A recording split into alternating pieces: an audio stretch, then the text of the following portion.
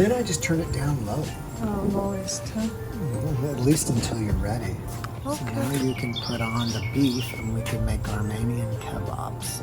I put a little butter down so we can give the beef a nice little bit of flavor. My wife already put the spices and made the kebabs, and now I just have to put them on the griddle.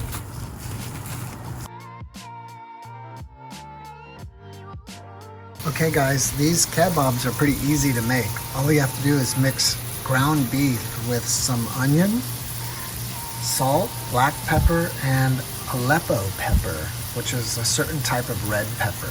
And then make these patties and put them on the griddle here, and that's about it. Even though this is a tabletop griddle, and I think it's the 22-inch size,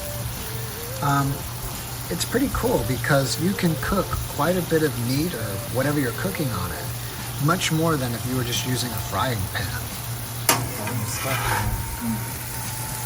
Cooks fast, right?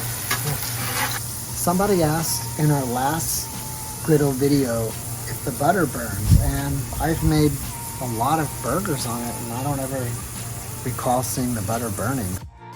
And I always cook them well done, so I don't think it's a problem. It's good flavor. What makes the meat delicious is if you can get the patty or the kebab and mix it in this oil. That mixture of the oil and the spices is what makes it taste great. Okay, I'm gonna taste it now, and I'm gonna put it on some lavash. This really delicious Armenian lavash that we get at our local international grocery store. And if you didn't know, lavash is, I think, on UNESCO's World Heritage Site. One of the oldest forms of bread in the world, and it's from Armenia. So I'll put it here in some lavash, and wrap it up and taste it. For all you Armenians out there, this is a new and different way for you to cook your kebabs on the griddle.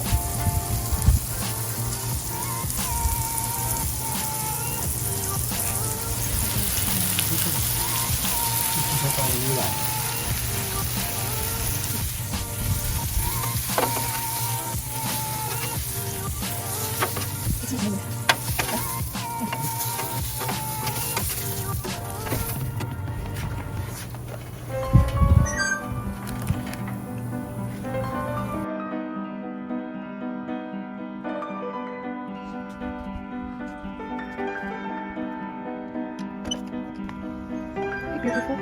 Hi, beautiful. You're so pretty.